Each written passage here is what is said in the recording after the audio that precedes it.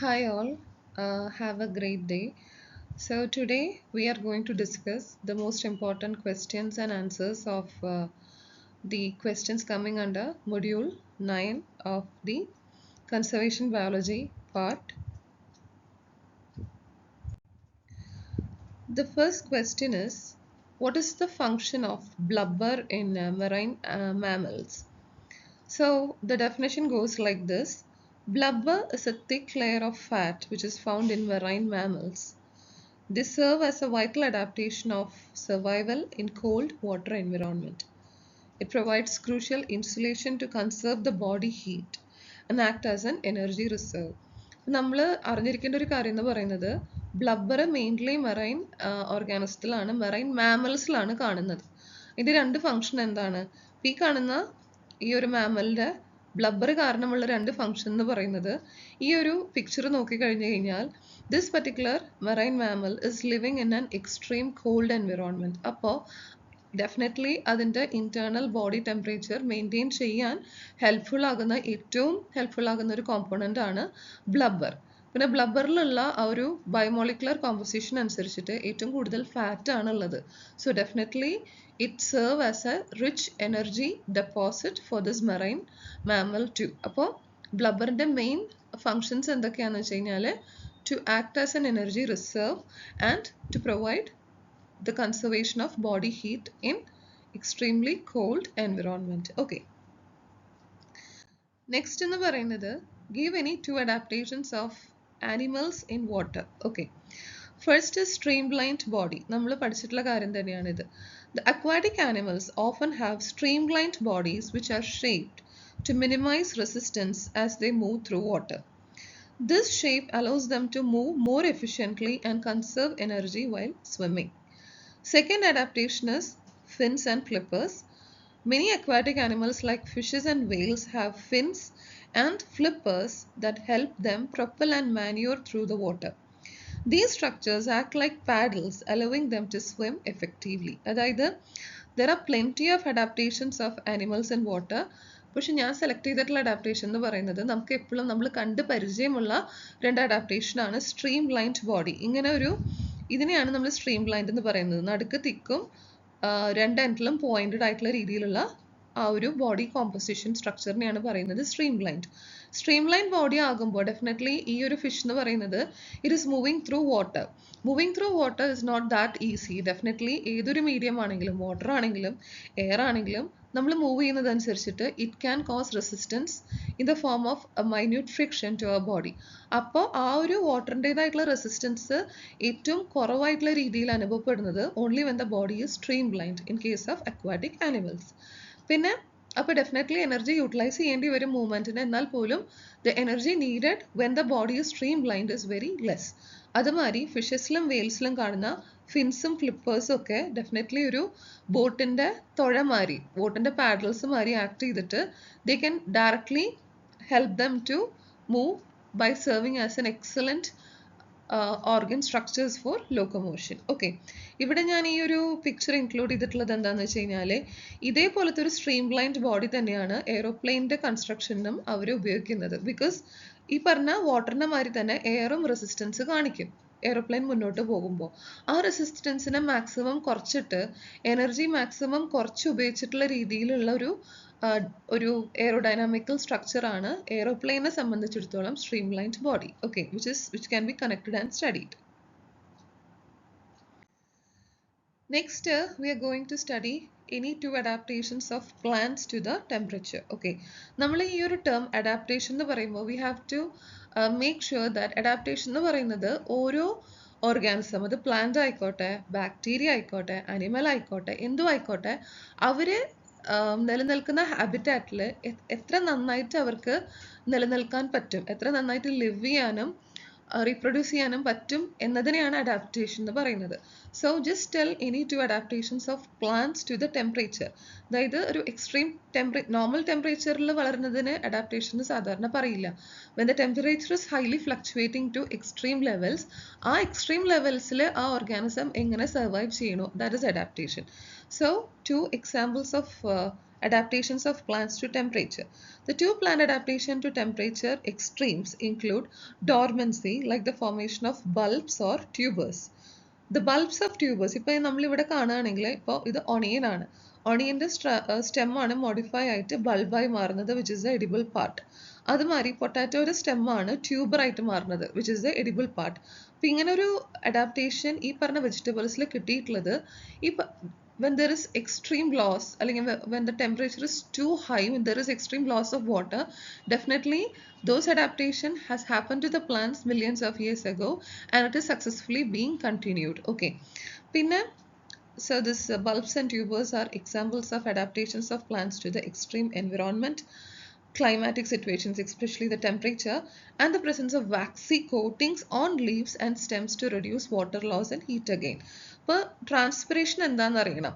Transpiration എന്ന് പറയുന്നത് roots absorb ചെയ്യുന്ന water, it is actually reaching the aerial part of plants, mainly the leaves. അവിടെ പ്ലാന്റ്സിന് ആവശ്യമായിട്ടുള്ള വാട്ടർ മാത്രം അബ്സോർബ് ചെയ്യപ്പെട്ടിട്ട് ബാലൻസ് എമൗണ്ട് ആയിട്ടുള്ള എല്ലാ വാട്ടർ മോളിക്യൂൾസും വാട്ടർ വേപ്പർ എന്ന ഫോമിലേക്ക് കൺവേർട്ട് ചെയ്തിട്ട് it is escaping through the stomata to the atmosphere. അപ്പം അതിനെയാണ് ട്രാൻസ്പിറേഷൻ എന്ന് പറയുന്നത്. പക്ഷേ എക്സ്ട്രീം ഹീറ്റ് ആയിട്ടുള്ള കണ്ടീഷനിൽ അല്ലെങ്കിൽ എക്സ്ട്രീം ഡ്രൈ ആയിട്ടുള്ളൊരു ക്ലൈമറ്റിലാണെങ്കിൽ the plants will be having certain adaptation to cope up with that temperature. ആ adaptation mainly happen ചെയ്യുന്നത് by the formation of waxy coatings. അതായത് ഈ ഒരു ഏരിയൽ സർഫസ് ഓഫ് ലീഫിൽ വാക്സി കോട്ടിംഗ് ഉണ്ടെങ്കിൽ ഡെഫിനറ്റ്ലി ട്രാൻസ്പിറേഷൻ്റെ റേറ്റ്, അതായത് വാട്ടർ ലോസിൻ്റെ റേറ്റ് വളരെ കുറവായിരിക്കും. Okay, next, what are xerophytes? Give an example. നിങ്ങൾക്ക് അറിയുന്നത് തന്നെയാണ്, xerophytes are plants adapted to survive in dry or arid environment, especially deserts.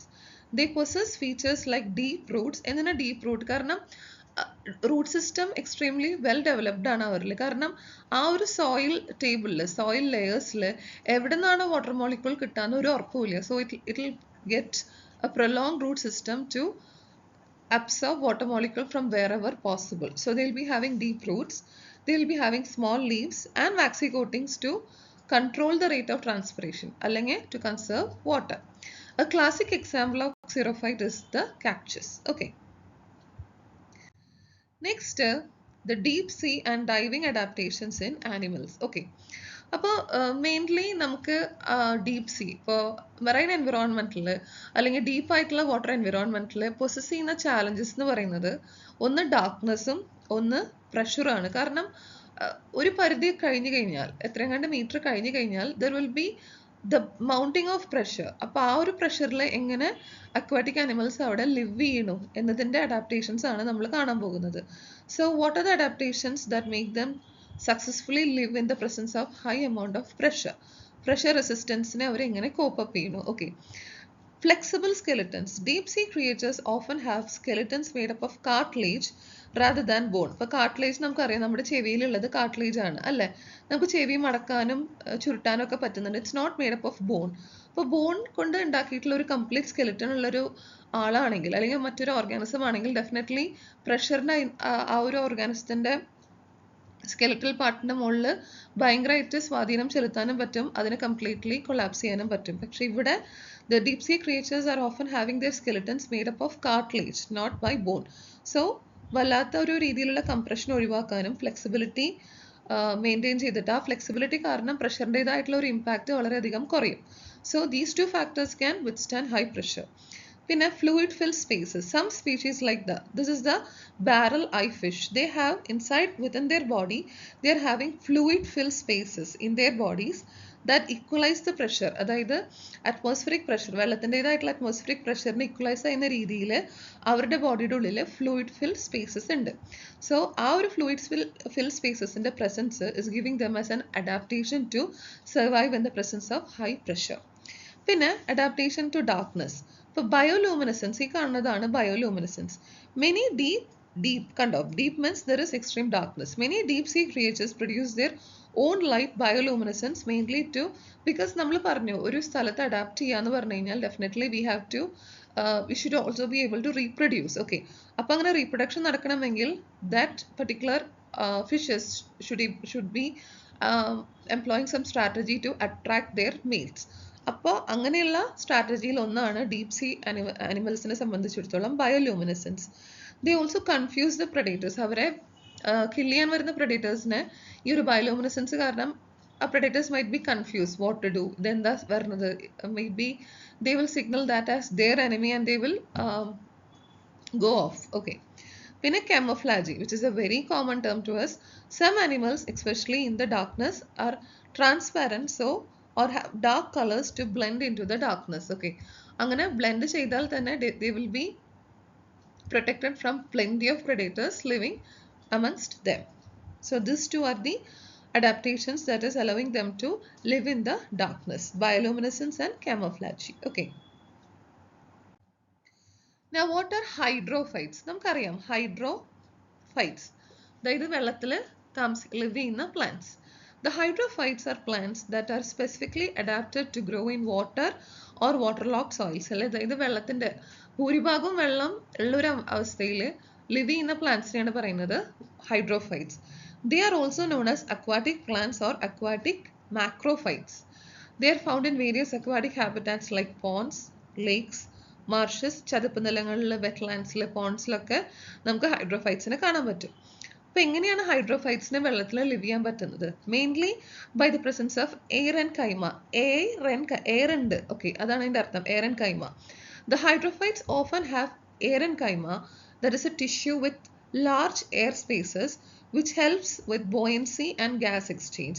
അതായത് നമ്മളിപ്പോൾ ഒരു ഇപ്പോൾ ലോട്ടസിൻ്റെ ആയിക്കോട്ടെ ആ ഒരു സ്റ്റെം എടുത്തിട്ട് കട്ട് ചെയ്ത് കഴിഞ്ഞാൽ അതിൽ ക്രോസ് സെക്ഷനിൽ നമുക്ക് ഇഷ്ടം പോലെ ഇങ്ങനെ പോർസ് കാണാൻ പറ്റും. ഇതിനെയാണ് നമ്മൾ പറയുന്നത് aerenchyma. Gas fills pores ആണ് ഇത്. ആ ഒരു അക്വാറ്റിക് ഹാബിറ്റാറ്റിൽ പ്ലാന്റ്സിന് ബോയൻസി കാരണം പൊങ്ങിക്കിടക്കാനും ഗ്യാസ് എക്സ്ചേഞ്ചിനും ഒരുപാട് ഹെൽപ്ഫുൾ ആണ്. പിന്നെ reduced Roots. The roots are often poorly developed or absent in hydrophytes because the water and nutrients are readily available them in the aquatic environment. അപ്പോൾ റൂട്ട്സിന്റെ അഭാവം കൊണ്ട് ഒന്നുകൂടി അവർക്ക് ബോയൻസിയും ഫ്ലോട്ടിംഗ് നേച്ചറും ഗ്യാസ് എക്സ്ചേഞ്ചും പോസിബിൾ ആയിരിക്കും. Okay. Next, what are epiphytes? An epiphyte is a plant which is growing on other plants. It definitely needs a host to grow on. Okay, so the epiphytes are known as air plants because they are not anchored in the soil. Epiphytes derive nutrients from rainwater, air and from other sources. There are many adaptations present in epiphytes to get nutrients and survive. So epiphytes എന്ന് പറഞ്ഞാൽ mainly മറ്റൊരു പ്ലാന്റിന്റെ മുകളിൽ വളരുന്ന plant ആണ്. അവര് air plants എന്നാണ് അറിയപ്പെടുന്നത്. വൈ? ബിക്കോസ് അവരുടെ റൂട്ട്സ് സോയിലായിട്ട് ഫിക്സ്ഡ് അല്ല, സോയിലിലേക്ക് ആങ്കർ ചെയ്യപ്പെട്ടിട്ടില്ല. അപ്പോൾ അവർക്ക് ഡയറക്റ്റ്ലി റെയിൻ വാട്ടർ വഴിയോ അല്ലെങ്കിൽ എയറിൽ നിന്ന് വരുന്ന ന്യൂട്രിയൻസ് വഴിയോ ഒരു പക്ഷെ ഹോസ്റ്റലിൽ നിന്ന് വരെ ന്യൂട്രിയൻസ് അവർക്ക് കിട്ടും. So that is what is known as epiphytes. Note on halophyte. Halophytes are plants that can tolerate significant concentration of salt and even benefit from the presence of salt. അതായത് സോൾട്ടിനെ ഒരുപാട് ലവ് ചെയ്യുന്ന organisms അല്ല ഹാലോഫൈറ്റ്. എന്ന് വെച്ച് സോൾട്ടിന്റെ concentration കുറച്ച് കൂടുതലുള്ള എൻവിറോൺമെന്റിൽ അവർക്ക് വളരാനായിട്ട് പറ്റും. മാത്രമല്ല സോൾട്ടിൽ നിന്നും എന്തെങ്കിലും ബെനിഫിറ്റ് കിട്ടുകയാണെങ്കിൽ അതിനെ യൂട്ടിലൈസ് ചെയ്യാനും പാകത്തിനുള്ള ഓർഗാനിസത്തിന് പറയുന്ന പേരാണ് ഹാലോഫൈറ്റ്സ്. The origin of word come from Greek word halas, which means salt, and phyton, which means plant. Habitat, they are എന്താ പറയുക, സോൾട്ടിന്റെ കോണ്ടന്റ് എവിടെയൊക്കെ അധികമായിട്ടുണ്ടോ അവിടെയൊക്കെ വളരുന്ന plants is definitely halophytes. They are commonly found in saline soils, coastal areas, Kadappuram, salt marshes, mangrove swamps and saline island deserts. അപ്പോൾ സോൾട്ടിൽ വളരാൻ മാത്രം എന്ത് adaptations ആണ് ഈ പ്ലാന്റ്സിലുള്ളത്? Adaptations, salt storage, accumulating salt in vacuoles or excreting them through salt glands. അതായത് അവരുടെ ഉള്ളിൽ വാക്യൂൾസ് ഉണ്ട്. ആ വാക്യൂൾസിൽ സോൾട്ടിനെ അക്യുമുലേറ്റ് ചെയ്യാനും ഒരു പരിധി കഴിഞ്ഞ് കഴിഞ്ഞാൽ അതിനെ എക്സ്ക്രേറ്റ് ചെയ്യാനുള്ള സോൾട്ട് ഗ്ലാൻസ് ഈ പ്ലാന്റ്സിൽ ഉണ്ടാകും. Second is succulents. It is developing thick fleshy tissues four water storage. അപ്പോൾ സാധാരണ രീതിയിൽ ഇപ്പോൾ വെള്ളവും സോൾട്ടും ഉള്ളൊരു ടിഷ്യൂ ആണെങ്കിൽ ഡെഫിനറ്റ്ലി ആ സോൾട്ടിന്റെ പ്രസൻസിൽ it may lead to dryness അല്ലേ. അപ്പോൾ അങ്ങനെ ഒരു ഡ്രൈനെസ് അവോയ്ഡ് ചെയ്യാൻ വേണ്ടിയിട്ട് തിക്ക് ആൻഡ് സക്കുലൻറ്റ് സ്റ്റെംസും ഉണ്ട് for this halophytes that helps them to store enough and more amount of water to prevent any damage caused by the salt's presence. Vivipary, for germinating seeds while still attached to parent plant. അതായത് ഇപ്പം ഈ ഒരു ഹാലോഫൈറ്റ്സിനെ സംബന്ധിച്ചിടത്തോളം അവരുടെ seeds dispersed ആകുന്നില്ല, okay, മറ്റൊരു എൻവിറോൺമെന്റിലേക്ക് പോകുന്നില്ല. അപ്പോൾ ഈ ഹാലോഫൈറ്റ്സിന്റെ ആ ഒരു വെജിറ്റേറ്റീവ് ബോഡിയുടെ മുകളിൽ തന്നെയാണ് സീഡ്സ് ഡെവലപ്പ് ചെയ്യുന്നതും ഡിറ്റാച്ച് ചെയ്ത് പോകുന്നില്ല. So that will be forming a chain like appearance throughout. So definitely ആ ഒരു എൻവിറോൺമെന്റ് ഉള്ള സ്ഥിതിക്ക് അവർ സെപ്പറേറ്റ് ആയി പോയി കഴിഞ്ഞു കഴിഞ്ഞാൽ ഡെഫിനറ്റ്ലി അതൊരു ചാലഞ്ച് ആയിരിക്കും ആ ഒരു സിംഗിൾ സീഡിന് ആ ഒരു സോൾട്ടി എൻവിറോൺമെന്റിൽ വളരാൻ വേണ്ടിയിട്ട്. പക്ഷെ ഇതൊരു മാസമായി വളരുമ്പോൾ that challenge is almost tackled. Okay. Then there will be pneumatophores. There will be specialized fruits that grow above ground to facilitate gas exchange in waterlogged soils. അതായത് ഇവിടെ വാട്ടർലോഗ്ഡ് സോയിൽസ് എന്ന് പറഞ്ഞു കഴിഞ്ഞാൽ ഒട്ടും ഓക്സിജന്റെ പെർഫറേഷൻ ഇല്ലാത്ത സോയിലാണ്. അപ്പോൾ അങ്ങനത്തെ സോയിലായിരിക്കും പ്രശ്നങ്ങൾ ഉണ്ടാവുക ഫോർ ബ്രീത്തിങ്. ഓക്കെ. അപ്പോൾ അങ്ങനെയുള്ള പ്ലാന്റ്സിന് എസ്പെഷ്യലി ഹാലോഫൈറ്റ്സ് ആയിട്ടുള്ള പ്ലാന്റ്സിന്റെ റൂട്ട്സ് എന്ന് പറയുന്നത് they will be present above the ground surface. അപ്പോൾ ഗ്രൗണ്ട് സർഫസിന്റെ മുകളിലായിരിക്കും ഇതിന്റെ ഭൂരിഭാഗം റൂട്ട് സ്ട്രക്ചറും. So since this root structure is outside the above the soil zone, definitely it can facilitate the exchange of oxygen through this terrestrial environment. Salt exclusion. These halophytes prevent salt from entering the plant or remove it from sensitive tissue. അതായത് സോൾട്ടിന് ആ ഒരു vegetative ബോഡിയുടെ ഉള്ളിലേക്ക് കടന്നാൽ salt sensitive ആയിട്ടുള്ള ഓർഗൻസിലേക്ക് സോൾട്ടിന്റെ presence എത്താതിരിക്കാനുള്ള എല്ലാ മെക്കാനിസവും ഈ ഹാലോഫൈറ്റ്സിൽ ഉണ്ട്. Okay. Here we are telling about the adaptation of plants to water. The plants exhibit various adaptation to thrive in diverse aquatic environment, including submerged, floating and emergent habitats such as Aeronchema, tissue for buoyancy, thin flexible leaves for water movement, and adaptations efficient for photosynthesis. അതായത് definitely നമ്മൾ പ്ലാന്റ്സിൻ്റെ adaptation generally പറയുമ്പോൾ ഈ പറഞ്ഞ hydrophytes തന്നെ 3 കാറ്റഗറിയിലുണ്ട്. Okay. ആ കാറ്റഗറിയാണ് നമ്മളിവിടെ പറയാൻ പോകുന്നത്. അപ്പോൾ ഹൈഡ്രോഫൈറ്റ്സ് തന്നെ ഏത് കാറ്റഗറിയിലാണെങ്കിലും ദേ ഷുഡ് ലിവ് അല്ലേ. അപ്പോൾ വാട്ടറിൻ്റെ എക്സ്ട്രീം ഡെപ്തിലാണ് അവർ ലിവ് ചെയ്യുന്നതെങ്കിൽ അവർക്ക് അതിൻ്റേതായിട്ടുള്ള അഡാപ്റ്റേഷൻസ് ഉണ്ടാവും. Like thin, needly, flexible leaves. And there will be adaptation for buoyancy in case of this floating plants. Photosynthesis efficient ആയിട്ട് നടക്കാനുള്ള mechanisms, everything should be tallying when we think about adaptation mechanism. Okay. So we can look a little bit detail into the type of plants that is coming as hydrophytes and their adaptation system. First is submerged plants. Submerged plants എന്ന് പറഞ്ഞാൽ fully വെള്ളത്തിൻ്റെ ഉള്ളിൽ live ചെയ്യുന്ന plants. They are having thin flexible leaves. These plants like those in flowing water. Flowing waterൽ കാണുന്ന പ്ലാന്റ്സിൻ്റെ മാതിരി തന്നെ narrow ribbon like moving ആയിട്ടുള്ള flexible ആയിട്ടുള്ള ലീവ്സ് ആണുള്ളത്. അപ്പോൾ വാട്ടറിൻ്റെ മൂവ്മെൻറ്റ് അനുസരിച്ചിട്ട് വാട്ടർ കറൻസിൻ്റെ മൂവ്മെൻറ്റ്സ് അനുസരിച്ചിട്ട് അങ്ങോട്ടും ഇങ്ങോട്ടും പോവാൻ അവർക്ക് ആ ഒരു ഫ്ലെക്സിബിലിറ്റി കൊണ്ട് സാധ്യമാകും. അത് ഭയങ്കര റിജിഡ് ആണെങ്കിൽ വെള്ളത്തിൻ്റെ കറണ്ട് അനുസരിച്ചിട്ട് മൂവ് ചെയ്തിട്ടില്ലെങ്കിൽ definitely that leaves will get damaged. Okay. പിന്നെ സ്ട്രെങ്തനായിട്ട് ഇറക്റ്റായി നിൽക്കാനുള്ള ടിഷ്യൂസ് ഒന്നും ഈ പറഞ്ഞ ഹൈഡ്രോഫൈറ്റ്സ് എസ്പെഷ്യലി സബ്മേർജ്ഡ് പ്ലാന്റ്സിൽ ഉണ്ടാവില്ല. There will be no submerged plants often lack the rigid tissues found in terrestrial plants. Okay. അപ്പോൾ എയറൻകൈമ ഉണ്ടാകും. സ്റ്റെംസിൻ്റെ ക്രോസ് സെക്ഷൻ എടുത്തു കഴിഞ്ഞാൽ we can see this gas filled spaces like Aeronchema. So allowing their stems and leaves also to be flexible and bendable. അപ്പോൾ അത് ഈ പറഞ്ഞ ഹൈഡ്രോഫൈറ്റ്സിൻ്റെ leaves മാത്രമല്ല അതിൻ്റെ സ്റ്റെംസ് ആണെങ്കിലും ബെൻഡബിൾ ആയിരിക്കും. ഓക്കെ. ഇതൊക്കെയാണ് അഡാപ്റ്റേഷൻസ്. പിന്നെ നമ്മൾ നേരത്തെ പറഞ്ഞിട്ടുള്ള Aeronchema, which is the specialized tissues with air spaces that helps them to float and transport oxygen from the surface to the roots. അതായത് ഈ ഒരു സബ്മേർജ്ഡ് പ്ലാന്റ്സിൻ്റെ റൂട്ട് സിസ്റ്റം വെൽ ഡെവലപ്ഡ് ആയിരിക്കും. റൂട്ട്സിൽ നിന്നും ന്യൂട്രിയൻസ് സ്റ്റോർ ചെയ്തിട്ട് ഏരിയൽ പാർട്സിലേക്ക് എത്താൻ ഉള്ള സഹായം കൂടി Aeronchema ചെയ്യുന്നുണ്ട്. Okay. First was submerged plants. Second is floating plants. അപ്പോൾ ഫ്ലോട്ടിംഗ് പ്ലാന്റ്സ് നമുക്കറിയാം വെള്ളത്തിൻ്റെ മുകളിൽ ഫ്ലോട്ട് ചെയ്യുന്ന പ്ലാന്റ്സ്. അപ്പോൾ അവരുടെ അഡാപ്റ്റേഷൻസ് എന്ന് പറയുന്നത് they will be having floating leaves. Some plants have leaves that float on the surface. എന്തിനെ they will be maximizing that floating surface area for sunlight exposure for photosynthesis. നമുക്കറിയാം ഫോട്ടോസിന്തസിസിൻ്റെ ഒരു reactant ആണ് sunlight എന്ന്. അപ്പോൾ ഈ കാണുന്ന ലീവ്സിൻ്റെ ഫ്ലോട്ടിംഗ് എന്താ പറയുക ലീഫ് ഏരിയ വളരെ കൂടുതലായിരിക്കും in order to absorb maximum amount of sunlight for photosynthesis. And these plants, floating plants, will be having spongy tissue. Floating plants often have spongy tissues in their stems and leaves which helps them to float and transport oxygen. The next is Aeronchema. Similar to submerged plants, Aeronchema helps with the buoyancy and oxygen transport. അപ്പോൾ ആകപ്പാട് നമുക്ക് submerged പ്ലാന്റ്സിലും floating പ്ലാന്റ്സിലും കാണാവുന്ന main difference എന്ന് പറയുന്നത് ഇവിടെ the leaf surface area will be very much high in order to absorb the sunlight for effective photosynthesis. Photosynthesis ഈ പറഞ്ഞ submerged പ്ലാന്റ്സിൽ നടക്കുന്നുണ്ടോ? ഡെഫിനറ്റ്ലി നടക്കുന്നുണ്ട് by other means. Okay, especially with symbiotic composition with that of cyanobacteria. Okay,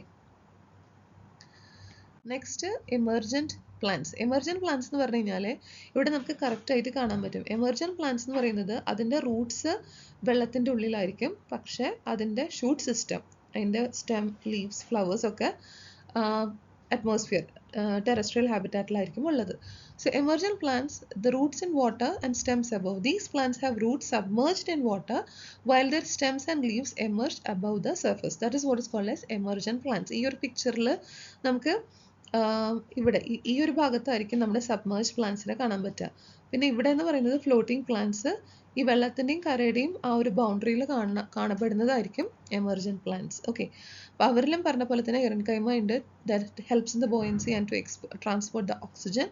photosynthesis നടക്കുന്നുണ്ട്. Emergent plants are adapted to capture sunlight, കാരണം അവരുടെ aerial parts like leaves are expose to the outside environment. അപ്പോൾ definitely photosynthesis possible ആണ്.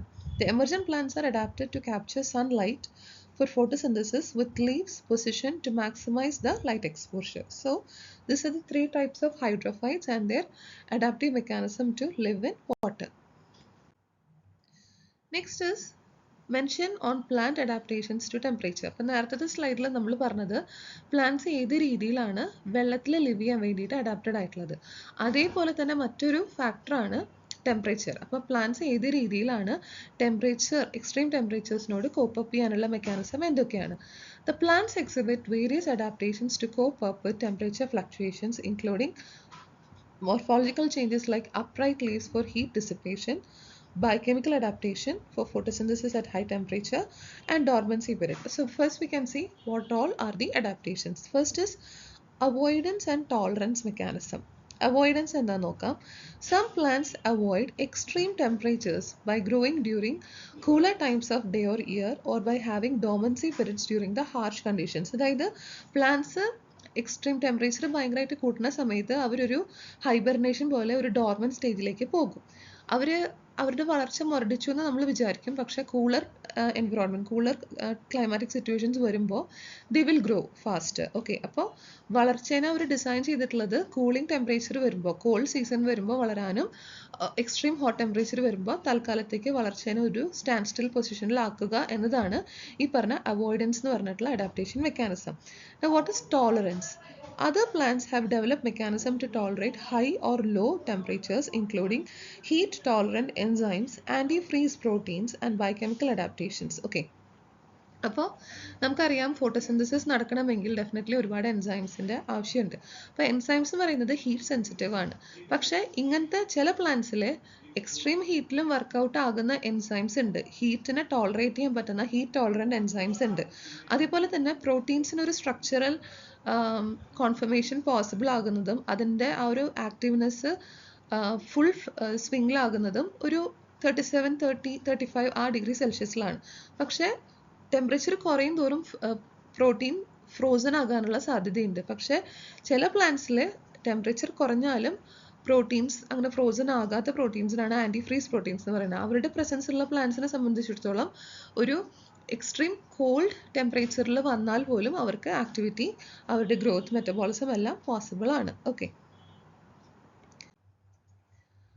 So next is this morphological adaptations.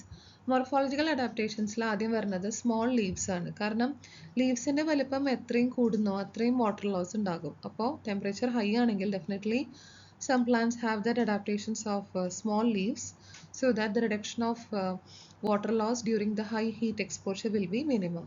പിന്നെ ചില plants will be having this upright leaves. അപ്പോൾ upright leaves എന്ന് പറയുന്നത് when temperature rises, the plants may adopt a more upright posture, with leaves becoming more vertical, which reduces the direct sunlight exposure and allows for better wind circulation for heat dissipation. അപ്പോൾ രണ്ട് കാര്യങ്ങളുണ്ട്. ഒന്ന്, ഈ പറഞ്ഞ leaf extreme temperature ഉള്ള സമയത്ത് certain plants അവരുടെ leaf ഇങ്ങനെ അപ്രൈറ്റ് പൊസിഷനിലേക്ക് ആകും. അപ്പം അങ്ങനെ ആകുമ്പോൾ ഉള്ള രണ്ട് അഡ്വാൻറ്റേജ് എന്ന് പറയുന്നത് ഈ പറഞ്ഞ സൺലൈറ്റിനെ ഡയറക്റ്റ്ലി അതിൻ്റെ ഒരു ഏരിയൽ സർഫസിലേക്ക് വന്ന് പതിക്കാനുള്ള സർഫസ് ഏരിയ വളരെ കുറവായിരിക്കും. പിന്നെ വിൻഡ് ഇപ്പോൾ കാറ്റ് വരികയാണെങ്കിൽ തന്നെ കാറ്റിനെ എളുപ്പം ഈ ഒരു അപ്രൈറ്റ് പോസ്ചറിലുള്ള ലീവ്സിൻ്റെ ഇടയിൽ കൂടെ സർക്കുലേറ്റ് ചെയ്തിട്ട് അതിൻ്റെ ആ ലീവ്സിൻ്റെ മുകളിൽ വന്ന് പതിച്ചിട്ടുള്ള എക്സ്ട്രീം ടെമ്പറേച്ചറിനെ എക്സ്ട്രീം ഹീറ്റിനെ കുറയ്ക്കാൻ പറ്റും. Okay, next is waxy coatings. അപ്പോൾ നമ്മൾ ട്രാൻസ്പിറേഷൻ്റെ കാര്യത്തിൽ പറഞ്ഞു, വാക്സി കോട്ടിങ്സ് ഉള്ള പ്ലാന്റ്സിൽ ട്രാൻസ്പിറേഷൻ അഥവാ വാട്ടർ ലോസ് കുറവായിരിക്കും. എക്സ്പെഷ്യലി ഹൈ ടെമ്പറേച്ചറിൽ വാക്സി കോട്ടിങ്സ് വരിക എന്ന് പറയുന്നത് ഒരു അഡാപ്റ്റേഷൻ ആണ് to prevent the excessive water loss. പിന്നെ ചില plants especially trees will be having thick barks that will help them to insulate against the cold environment. പിന്നെ ചില plants will be having hairs. Some plants have hairs that act as heat traps, helping to keep them warm, especially in cold climates. Okay, so ചില പ്ലാന്റ്സിൻ്റെ സർഫസിൽ hair like structures ഉണ്ടാകും. അപ്പോൾ extreme cold എൻവിറോൺമെൻറ്റിൽ ആകുമ്പോൾ this hair act as heat traps to insulate them. Okay, പിന്നെ deep roots. Plants in arid environments may have deep tap roots to assist the underground water sources. അതായത് ഇപ്പോൾ Roots ആണ് soil അറ്റ്മോസ്ഫിയറിൽ നിന്നും moisture കണ്ടന്റിനെ absorb ചെയ്യുന്നത്. അപ്പോൾ immediate ആയിട്ടുള്ള ഒരു moisture content സോയിലിൽ ഇല്ലെങ്കിൽ definitely the roots will be so strong enough to travel a long way to absorb the water from deep layers of soil. Okay, അപ്പോൾ ഇത്രയും കാര്യങ്ങൾ മോർഫോളജിക്കൽ അഡാപ്റ്റേഷൻസ് ഓഫ് പ്ലാന്റ്സിലാണ് വരുന്നത്. Next physiological adaptation, reduce transpiration. ഇതെല്ലാ പോയിന്റ്സും interconnected ആണ്. Okay, the plants can reduce water loss through transpiration by closing their stomata. Okay, അപ്പോൾ stomata എന്ന് പറയുന്നത് ലീവ്സിൻ്റെ സർഫസിലുള്ള പോർസ് ആണ്. ആ പോർസിൽ കൂടെയാണ് വാട്ടർ വേപ്പറിൻ്റെ ഫോമിൽ എസ്കേപ്പ് ചെയ്യുന്നത്. ഓക്കെ, അപ്പോൾ വാട്ടറിനെ കൺസേർവ് ചെയ്യുന്ന രീതിയിലുള്ള ഒരു അഡാപ്റ്റേഷനാണ് ഈ പറഞ്ഞ പോലെ ഹോട്ട് ആൻഡ് ഡ്രൈ പീരീഡ്സിൽ സ്റ്റൊമാറ്റ ക്ലോഷർ നടക്കുകയാണെങ്കിൽ definitely the stomata will no longer be available to let the water vapour escape through them. Dormancy. Many plants become dormant during unfavorable temperature, entering a period of low metabolic activity to survive harsh conditions. നേരത്തെ പറഞ്ഞ മാതിരി ചില plants ഈ പറഞ്ഞ പോലെ തന്നെ high ടെമ്പറേച്ചറിൻ്റെ സമയത്ത് ഒരു സ്റ്റാൻഡ് സ്റ്റിൽ പൊസിഷനിലെത്തും, മെറ്റബോളിസം വളരെ കുറവായിരിക്കും. അവർക്ക് ഫേവറബിൾ ആയിട്ടുള്ള എൻവിറോൺമെൻറ്റ് എന്ന് തിരിച്ചു വരുന്നോ അപ്പോൾ അവരുടെ ഫുൾ മെറ്റബോളിസം വീണ്ടും ആക്റ്റീവ് ആകും. ബയോകെമിക്കൽ അഡാപ്റ്റേഷൻസ് എന്ന് പറയുന്നത് plants can alter their biochemical processes to cope up with temperature stress such as increasing sugar and sugar alcohol levels to lower the freezing point of cell fluids. Okay, കാരണം ഇപ്പോൾ extreme called temperature ആണെങ്കിൽ അതിനെ cope up ചെയ്യാനുള്ള ഒരു അഡാപ്റ്റേഷനാണ് പ്ലാന്റ്സിൽ sugar alcohol ഡെറിവേറ്റീവ്സും ഭയങ്കരമായിട്ട് increase ആവുകയാണെങ്കിൽ ആ പ്ലാന്റ്സിലുള്ള important സൊല്യൂട്ട്സിൻ്റെ ഫ്രീസിങ് പോയിന്റ് ഒന്നുകൂടി കുറവാകും. എന്ന് വെച്ച് കഴിഞ്ഞാൽ സാധാരണ നമ്മുടെ വെള്ളം ഫ്രീസ് ആവുന്ന ടെമ്പറേച്ചർ എന്ന് പറയുന്നത് 0 ഡിഗ്രി സെൽഷ്യസ് ആണ്. അപ്പോൾ ഈ പറഞ്ഞ ആൽക്കഹോളും ആസിഡും ഒരുപാട് പ്രൊഡ്യൂസ് ചെയ്യുന്നതിൻ്റെ ഭാഗമായിട്ട് ഈ പ്ലാന്റ്സിലുള്ള ഇമ്പോർട്ടൻറ്റ് സൊല്യൂട്ട്സിൻ്റെ freezing point will be going to the negative side, negative ആയിട്ടുള്ള ഒരു മാഗ്നിറ്റ്യൂഡിലേക്ക് പോകും. അപ്പോൾ പെട്ടെന്നൊരു കോൾഡ് ടെമ്പറേച്ചർ വന്നാൽ പോലും അത്ര പെട്ടെന്ന് അത് ഫ്രീസ് ആകാൻ പറ്റില്ല. Okay, the next is acclimation. The plants can acclimate to temperature changes by adjusting their physiological and biochemical processes, allowing them to withstand new temperature conditions. അതായത് acclimation എന്ന് പറഞ്ഞു കഴിഞ്ഞാൽ നമ്മൾ ഡിക്ഷണറിയിൽ നോക്കിക്കഴിഞ്ഞാൽ അതിൻ്റെ അർത്ഥം അഡ്ജസ്റ്റിംഗ് എന്നാണ്. അതായത് സ്വാഭാവികമായും പല പ്ലാന്റ്സിനും പെട്ടെന്നൊരു ഹാർഷ് എൻവിറോൺമെൻറ്റ് കണ്ടീഷൻ വന്നു കഴിഞ്ഞാൽ അവരുടെ ഫിസിയോളജിക്കൽ സിസ്റ്റംസും ബയോകെമിക്കൽ സിസ്റ്റംസും ഈ പറഞ്ഞ പോലെ തന്നെ ഗ്ലൈക്കോലൈസിസ്, TCA എല്ലാ സിസ്റ്റംസും ഒരു പരിധി വരെ ആ എക്സ്ട്രീം കണ്ടീഷൻസ് ആയിട്ട് കോപ്പപ്പ് ചെയ്യാനുള്ള ഒരു ഇൻബിൽറ്റ് മെക്കാനിസം എല്ലാ പ്ലാന്റ്സിലും ഉണ്ട്. പിന്നെ നേരത്തെ പറഞ്ഞ പോലെ antifreeze proteins. The cold tolerant plants often have antifreeze proteins to prevent ice crystal formation in their tissues. Ice crystal ടിഷ്യൂസിനുള്ളിൽ ഫോം ചെയ്ത് കഴിഞ്ഞാൽ ഭയങ്കര പോക്കി ആയിട്ടുള്ള ഭയങ്കര ഷാർപ്പായിട്ടുള്ള ക്രിസ്റ്റൽസ് ആണ്.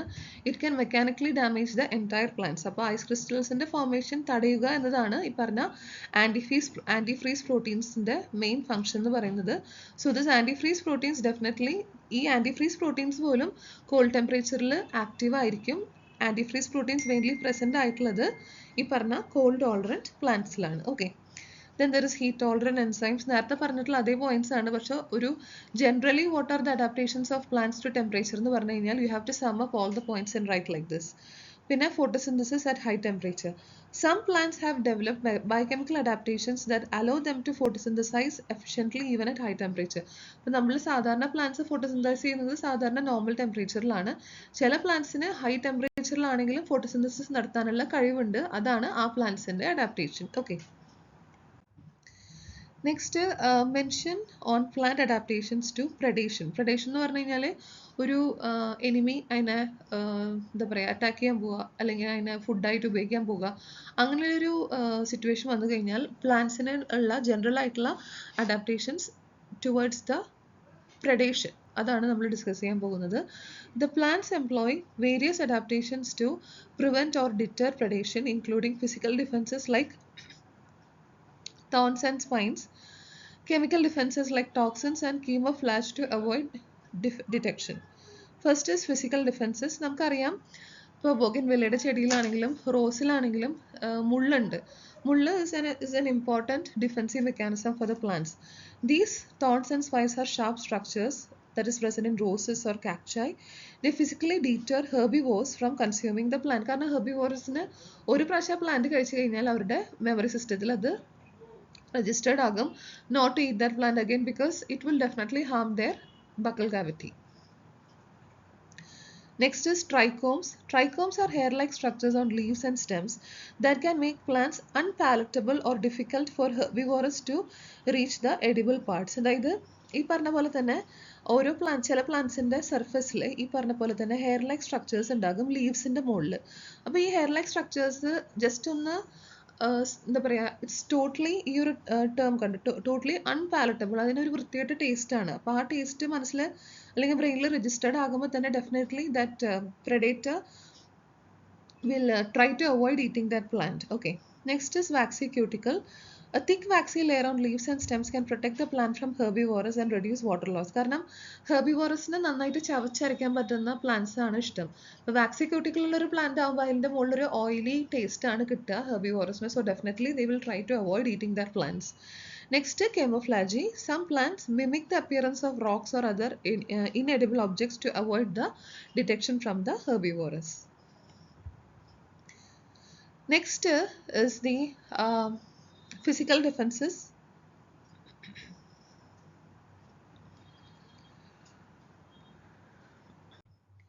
Next, physical and chemical defenses. Chemical defenses എന്ന് പറഞ്ഞാൽ certain plants produces toxins and poisons. Plant can produce toxins that are harmful or even deadly to herbivores such as cardiac glycosides found in milkweed. അപ്പോൾ potato, നമ്മൾ ഈ ഉരുളൻകിഴങ്ങ് കുറച്ച് ദിവസം വീട്ടിൽ വെച്ച് കഴിഞ്ഞാൽ അതിൻ്റെ സർഫസിൽ ഒരു ഗ്രീൻ കളറേഷൻ ഫോം ചെയ്യും. അപ്പോൾ അങ്ങനത്തെ ഉരുളൻകിഴങ്ങ് കഴിക്കാൻ പാടില്ല എന്നാണ് പറയുക. കാരണം അങ്ങനെ ഗ്രീൻ കളറായിട്ട് ഫോം ചെയ്യുന്നത് കാർഡിയാക് ഗ്ലൈക്കോസൈഡ്സ് എന്ന് പറഞ്ഞിട്ടുള്ള കോമ്പോണൻസ് ആണ്. അത് നമ്മൾ കഴിച്ചു കഴിഞ്ഞാൽ ഒത്തിരി അളവിൽ കഴിച്ചു കഴിഞ്ഞാൽ we may even die. Okay. അപ്പോൾ അങ്ങനെയുള്ള കെമിക്കൽസ് ചില പ്ലാന്റ്സിൽ ഇൻടാക്റ്റ് ആയിട്ട് പ്രൊഡ്യൂസ് ചെയ്യും. അതാണ് cardiac glycosides or just one among them. So this will be acting as defense mechanism, chemical defenses to protect them from herbivores. Unpleasant scents. Some plants produce strong unpleasant odors that deter herbivores. Plant അടിപൊളിയായിരിക്കും, പക്ഷെ അതിൻ്റെ അടുത്ത് വന്നു കഴിഞ്ഞാൽ ഭയങ്കര പൊട്ട മണമായതുകൊണ്ട് the herbivores will avoid eating and coming near to that plant. Oils and resins. Certain plants contain oils or resins that can irritate the skin or cause other adverse effect in herbivores. അതായത് ചില പ്ലാന്റ്സിൽ റെസിൻസും oils എന്നൊക്കെ പറയുന്നത് നല്ല components ആണ്, edible ആകാം. പക്ഷെ അത് കുറച്ചെങ്കിലും എന്താ പറയുക എലിമെൻ്ററി കനാലിലേക്ക് പ്രവേശിച്ച് കഴിഞ്ഞ് കഴിഞ്ഞാൽ it will be like highly irritating for them. വേണ്ട, അവരുടെ സ്കിന്നിലേക്ക് പ്രവേശിച്ച് കഴിഞ്ഞാൽ തന്നെ or just contact with skin വന്നു കഴിഞ്ഞാൽ തന്നെ ഭയങ്കരമായിട്ടൊരു അലർജിക് റിയാക്ഷൻ വരാൻ സാധ്യതയുള്ള ഓയിൽസ് ആൻഡ് റെസിൻസ് ചില പ്ലാന്റ്സ് പ്രൊഡ്യൂസ് ചെയ്യുന്നുണ്ട്, which is A defence mechanism, chemical defence mechanism. Next is Myrmecophily. Some plants form symbiotic relationship with ants, which then protect the plant from herbivores. So these plants will be having a give and take mechanism with the ants. അപ്പോൾ and ആ പ്ലാന്റ്സിൻ്റെ ചുറ്റും എപ്പോഴും ആൻറ്റ്സ് ഉണ്ടാവും. ചില പ്ലാന്റ്സിനെ നമുക്കൊന്ന് ശ്രദ്ധിച്ച് നോക്കിയാൽ കാണാൻ പറ്റും. അപ്പോൾ അങ്ങനെയുള്ള ആൻറ്റ്സ് ഒരുപാടുള്ള പ്ലാന്റ്സ് ആണെങ്കിൽ ഡെഫിനറ്റ്ലി ഹെർബിവോർസ് ഒന്നൊരു കൈയകലം പാലിക്കും. Okay. Next is carnivorous plants. In nutrient poor environments, some plants have evolved to trap and digest the insect to obtain essential nutrients. അതാണ് carnivorous plants നമ്മൾ നേരത്തെ ഒരിക്കൽ ക്ലാസ്സിൽ പറഞ്ഞിട്ടുണ്ട്. The rapid growth and reproduction. Some plants can quickly grow and reproduce after being grazed, allowing them to recover from herbivory. അതായത് പെട്ടെന്ന് വളരാനും പെട്ടെന്ന് റീപ്രൊഡ്യൂസ് ചെയ്യാനും അങ്ങനെ വലിയൊരു ഗ്രോത്ത് പോസിബിൾ ആണ്. കാരണം ഇപ്പോൾ ഹെർബിവോറസ് വന്നിട്ട് അവരെ കഴിച്ചു കഴിഞ്ഞാലും they are present in fair good amount in population to maintain their species level. Okay. Next നമ്മൾ ഓൾറെഡി പറഞ്ഞിട്ടുള്ള ഒരു കാര്യമാണ് role of blubber in marine animals. ഇത് എന്തിനാ വീണ്ടും പറഞ്ഞിട്ടുള്ളതെന്ന് വെച്ച് കഴിഞ്ഞാൽ അത് just if it is being ask for 2 marks needed to write only those 2 points. പക്ഷെ 5 മാർക്കിന് ചോദിച്ചു കഴിഞ്ഞാൽ you have to define what is blubber. It's a thick layer of fat beneath the skin of marine mammals. It serves as crucial insulator, insulating them from the cold environment. It also acts as energy storage. It helps them to maintain the buoyancy that is vital for survival in cold marine environment. Thermoregulation ആണ് first point, first important function of this blubber. Blubber acts as primary insulator by preventing the heat loss from the body to the cold water, allowing marine mammals to maintain a stable body temperature. അതായത് നല്ല തണുപ്പുള്ള നല്ല കട്ടിയുള്ള കമ്പിളിപ്പുതപ്പ് വെച്ചിട്ട് നമ്മൾ മൂടി പുതയ്ക്കുമ്പോൾ നമുക്ക് കിട്ടുന്ന ഒരു വാമത്തായിരിക്കും ഈ ബ്ലബ്ബർ കാരണം മെറൈൻ മാമൽസിന് കിട്ടുന്നത്.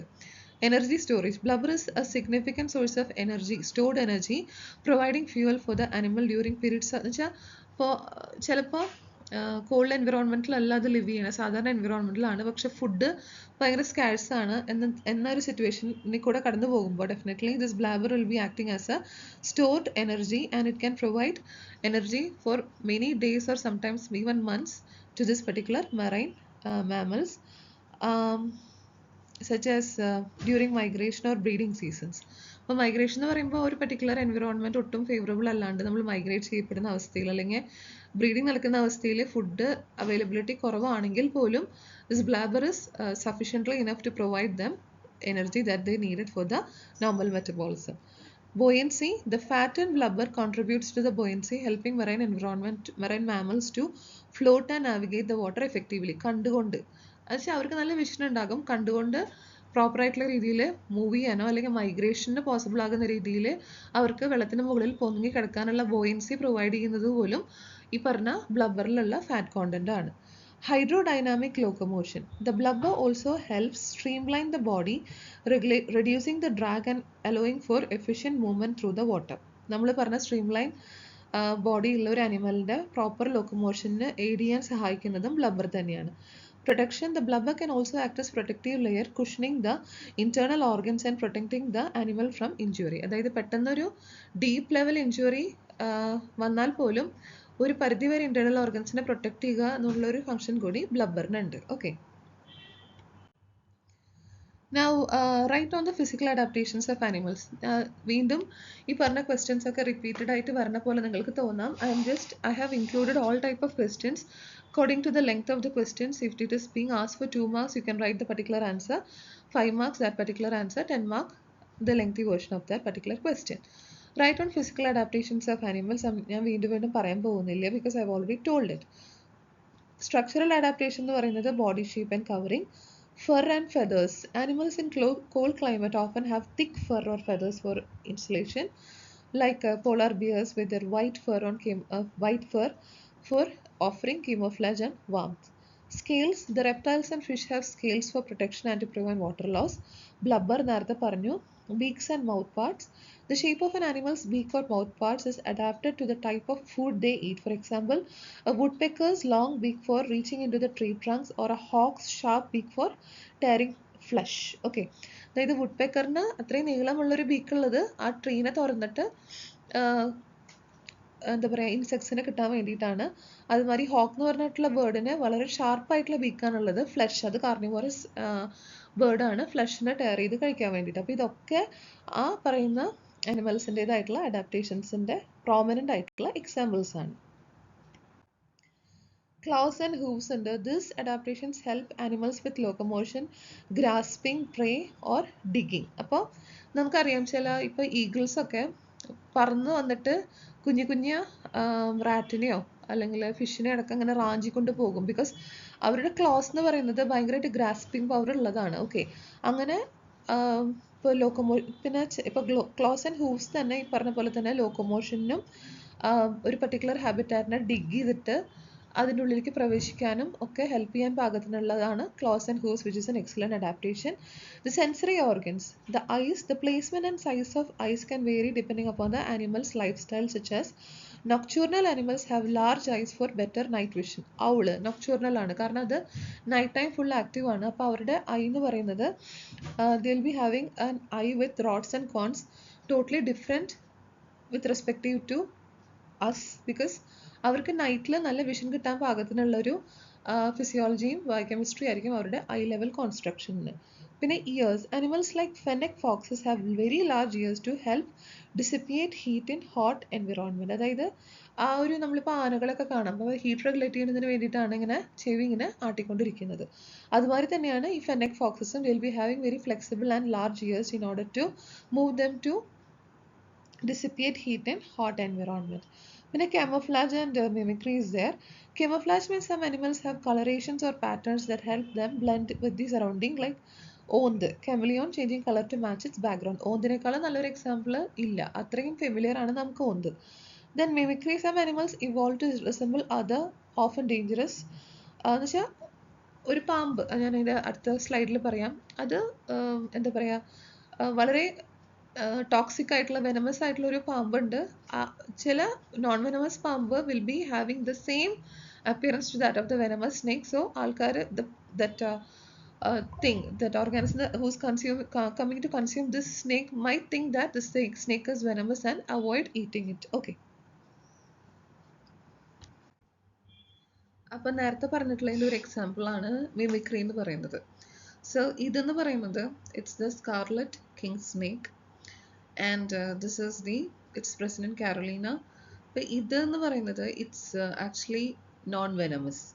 അതേസമയം ഇതെന്ന് പറയുന്നത് ഈസ്റ്റേൺ കോറൽ സ്നേക്ക്, നോർത്ത് അമേരിക്കയിൽ ഏറ്റവും കൂടുതൽ ടോക്സിക് ആയിട്ടുള്ള വെനം പ്രൊഡ്യൂസ് ചെയ്യുന്ന സ്നേക്കുകളിൽ രണ്ടാമത്തെ റാങ്കിങ് ആണ് ഈസ്റ്റേൺ കോറൽ സ്നേക്കിന്. So the thing is that this is harmless and this is extremely harmful. പക്ഷേ this എന്ന് വെച്ച് കഴിഞ്ഞാൽ ഈ scarlet king snake is getting escape from the predators. The predators might mistake this scarlet king snake for eastern coral snake. Okay. Next, physiological adaptations. ഇപ്പോൾ venom produce ചെയ്യുക some animals like snakes. അതായത് ഈ അഡാപ്റ്റേഷൻ്റെ study പറയുന്നത് snakes ആദ്യം തന്നെ ആ ഒരു creature form ചെയ്തപ്പോൾ അവർക്ക് വെനം പ്രൊഡ്യൂസ് ചെയ്യാനുള്ള കഴിവ് ഉണ്ടായിരുന്നില്ല അത്രേ. So after this evolutionary divergence, അതായത് ഇങ്ങനെ ആൾക്കാർ മറ്റ് അനിമൽസ് അറ്റാക്ക് ചെയ്യാൻ വന്നിട്ട് അവരെ ഡിഫെൻസ് ചെയ്യണതിൻ്റെ അഡാപ്റ്റേഷൻ്റെ ബിൽഡപ്പിൻ്റെ ഭാഗമായിട്ടാണ് അവർക്ക് വെനം പ്രൊഡ്യൂസ് ചെയ്യാനുള്ള ഒരു കഴിവ് ഗ്രാജുവലി ഫോംഡ് ആയിട്ടുള്ളതെന്നാണ് പറയുന്നത്. So venom production is A physiological adaptation. Hibernation, some animals like bears enter a state of dormancy during winter to conserve energy when food is very scarce. Water conservation, animals in arid എന്ന് പറഞ്ഞാൽ dry അല്ലെങ്കിൽ desert എൻവിറോൺമെൻറ്റിലുള്ള ആനിമൽസിന് വെള്ളത്തിനെ conserve ചെയ്യാനുള്ള mechanisms ഉണ്ട്.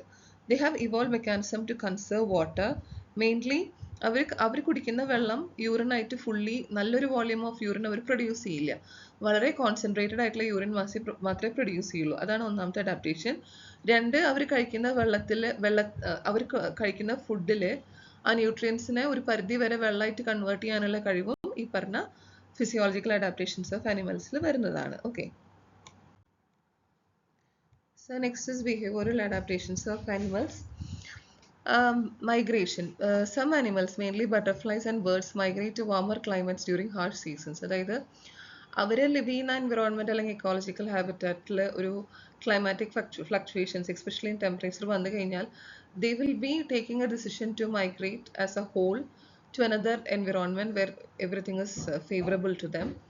So that is an adaptation to them. Then hibernation. Some animals like bears and certain rodents, they will be coming to a metabolic dormant time during the extreme cold environment, and once the warmer favorable environment return, they will come back to full life. So then communication. Some animals use various forms of communication like vocalizations, body language and scent. ഇപ്പോൾ ചില പ്രത്യേക tones ചില animals produce ചെയ്യും. ആ ടോൺസിന്റെ frequency അനുസരിച്ചിട്ട് നമുക്ക് ഒരു പക്ഷെ മനസ്സിലാക്കണം എന്നില്ല, ഒട്ടും മനസ്സിലാവില്ല നമുക്ക്. പക്ഷെ അനിമൽ സ്റ്റഡീസിനെ കുറിച്ച് അറിയുന്ന ആൾക്കാർക്ക് അവരെന്താണ് കമ്മ്യൂണിക്കേറ്റ് ചെയ്യാൻ ശ്രമിക്കുന്നതെന്ന് മനസ്സിലാക്കാനായിട്ട് പറ്റും. So those vocalisation as well as the body language, scent എന്ന് പറയുന്നത് chemicals for pheromones produce by the animals.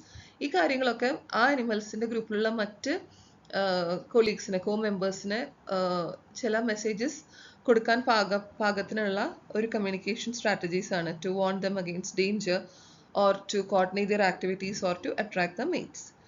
Then some animals they live in groups or colonies which provide protection from predators. അതായത് ഒറ്റയ്ക്കാണെങ്കിലാണ് എന്താ പറയുക predators attack ചെയ്യാൻ വരുള്ളൂ. കൂട്ടമായിട്ടാണെങ്കിൽ attack ചെയ്യാൻ വരില്ല എന്ന് പറയാൻ പറ്റില്ല, പക്ഷെ ഫ്രീക്വൻസി വളരെ കുറവായിരിക്കും. Then certain animals, especially those with very high brain perception power, is having the ability to use the tools.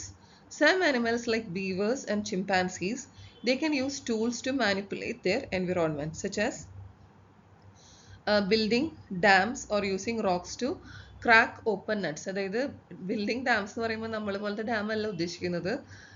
It's A very good channel for drinking water. Okay, പിന്നെ ദേ ക്യാൻ യൂസ് എന്ന് വെച്ചാൽ അത് ആ ഒരു നട്ട് open ചെയ്ത് കഴിഞ്ഞാൽ അതിലുള്ള edible part കഴിക്കാൻ പറ്റും എന്നുള്ള ഒരു ബുദ്ധി അത് അവർക്കറിയാം. അതിന് വേണ്ടിയിട്ട് ഒരു പ്രാവശ്യം ക്രാക്ക് ചെയ്തിട്ട് ഓപ്പൺ ചെയ്തില്ലെങ്കിൽ ടൂൾസ് ഉപയോഗിച്ചിട്ട് ഓപ്പൺ ചെയ്യാൻ പറ്റും എന്നുള്ള ഒരു ക്രിയേറ്റീവ് തിങ്കിങ്ങും അവർക്കുണ്ട്, which is their adaptation. Okay, next നമ്മൾ പറഞ്ഞിട്ടുള്ളതാണ് animal adaptation to water, streamline body, fins, flippers, webbed feet. ഡക്സിനും ഫ്രോഗ്സിനും, some aquatic animals like ducks and frogs have webbed feet that act as paddles for swimming. അപ്പോൾ അവർക്ക് സ്വിമ്മിങ്ങിന് ഫിൻസും ഫ്ലിപ്പേഴ്സ് ആണ് marine ഫിഷസിനുള്ളതെങ്കിൽ ഈ പറഞ്ഞ ആംഫിബിയൻസിനുള്ള അഡാപ്റ്റേഷൻ ആണ് for swimming this webbed feet. Gills are the specialized respiratory organs in the aquatic animals to extract oxygen from the dissolved oxygen in water. There is scales and skin that is present in many aquatic animals that protect them from injury and reduces the friction in the water. Now, what is right note on animal adaptations to temperature, salinity, predation? അങ്ങനെ single ആയിട്ട് ചോദിച്ചു കഴിഞ്ഞാൽ നമ്മൾ നേരത്തെ വളരെ elaborate ആയിട്ട് പറഞ്ഞിട്ടുള്ള പോയിന്റ്സിനെ ഒന്ന് കട്ട് ഷോർട്ട് ചെയ്തിട്ട് ഇങ്ങനെ കണ്ടൻസ് ചെയ്തിട്ട് എഴുതിയാൽ മതി. ഓക്കെ, അപ്പോൾ that comes to the end of this presentation. ഞാൻ ഈ ഒരു വീഡിയോ എല്ലാവരും കാണണമെന്ന് ഞാൻ നിർബന്ധമായും പറയും, ബിക്കോസ് ഇത് കംപ്ലീറ്റ് നോട്ട്സ് ആണ് മൊഡ്യൂൾ 9-ലത്തെ. So hope you have a good study time and all the best wishes for your exams. Okay.